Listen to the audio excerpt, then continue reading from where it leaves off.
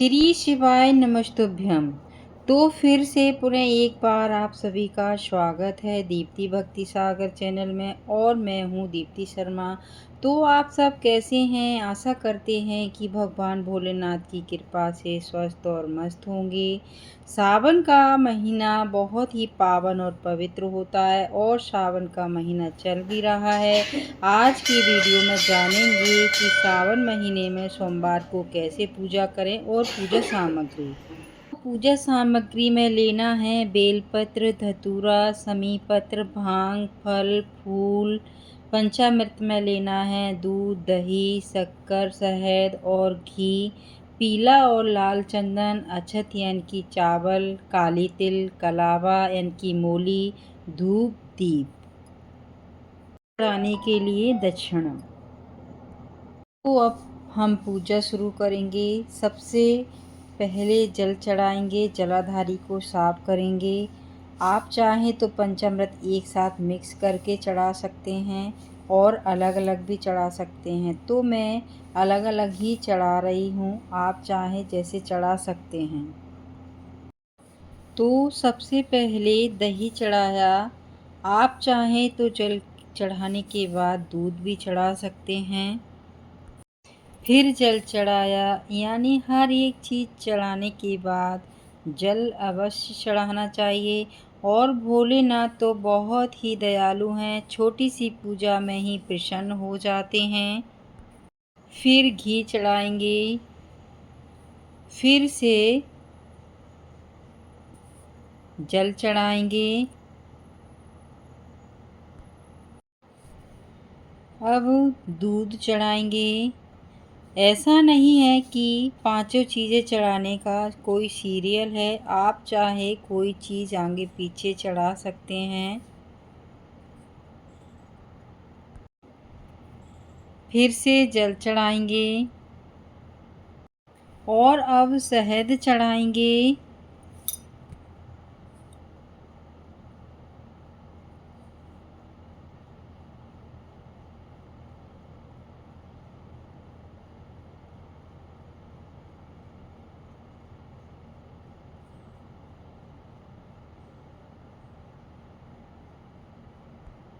और शहद चढ़ाने के बाद फिर हम शक्कर चढ़ाएंगे।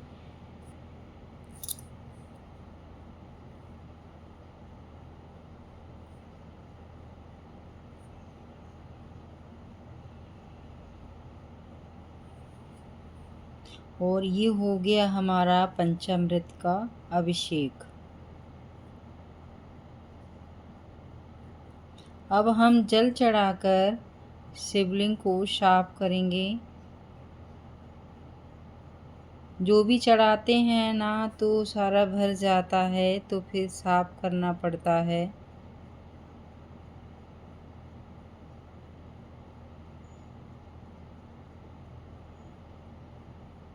अब भोलेनाथ पर एक लोटा जल, सारी समस्याओं का हल।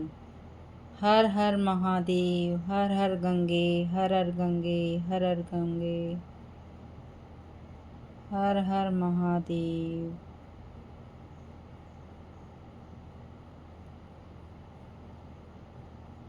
ये जल चढ़ा दिया है। जिस दिन हम अभिषेक करते हैं उस दिन बड़े पात्र में जल लेकर जाते हैं। एक लोटा जल लिया, फिर गणेश जी को चढ़ाया, कार्तिकों पर चढ़ाया, माँ गौरी पर चढ़ाया, नंदीश्वर पर चढ़ाया।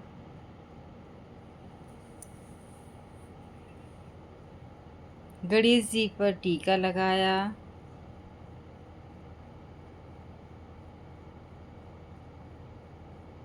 शिवलिंग पर त्रिकुंड बनाया।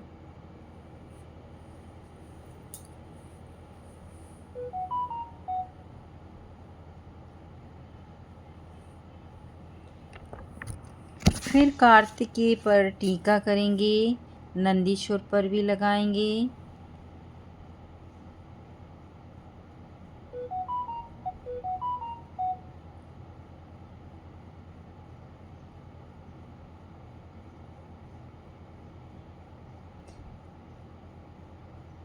चंदन से ओम भी लिखते हैं।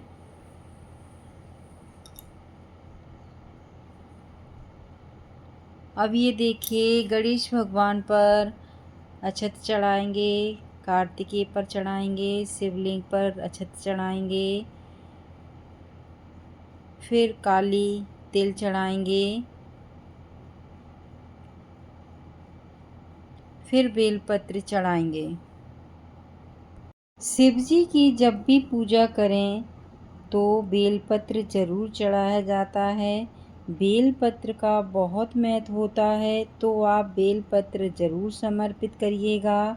जितने बेलपत्र हों उतने समर्पित कर सकते हैं, 11, 7, 21, और अगर ज़्यादा नहीं है तो आप एक बेलपत्र भी भोलेनाथ पर चढ़ा सकते हैं। जब भी भोलेनाथ पर बेलपत्र समर्पित करते हैं तो बीच वाली पत्ती पर चंदन लगाकर ही भोलेनाथ को बेलपत्री समर्पित करते हैं। अशोक सुंदरी पर भी बेलपत्री समर्पित करिए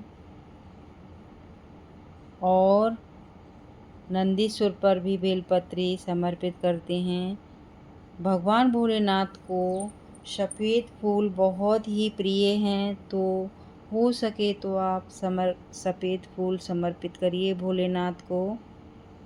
और अगर सफ़ेद फूल नहीं है तो पीले फूल भी आप समर्पित कर सकते हैं।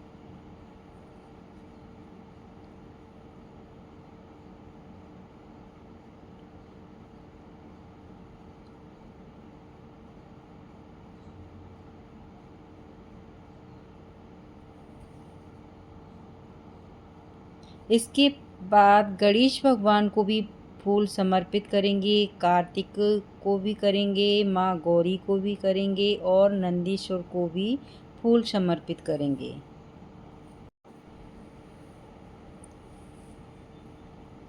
फूल समर्पित करने के बाद वस्त्र के रूप में कलावा समर्पित करेंगे।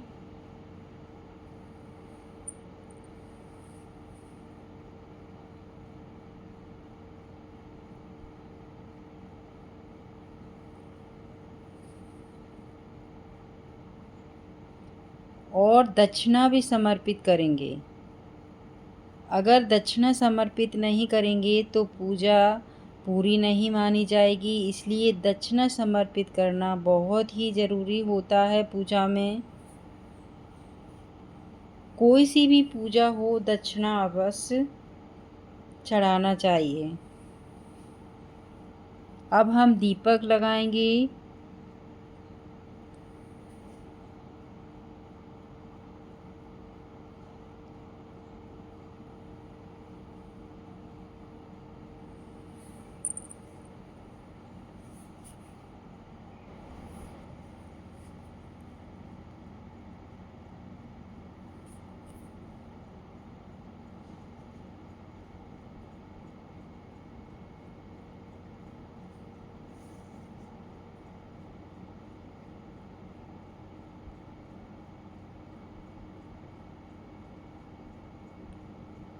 भगवान भोलेनाथ को धूप दिखाएंगे।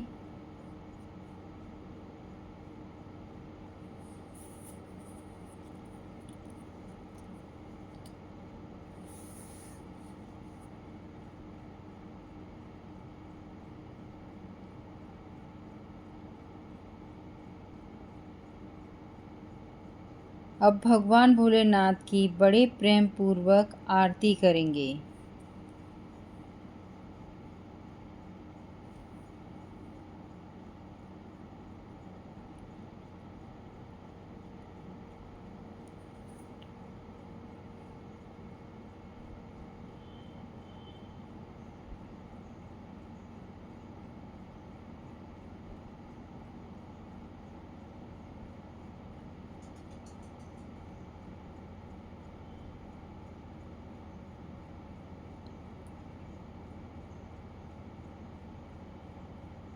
बहुत प्रेम पूर्वक आरती करने के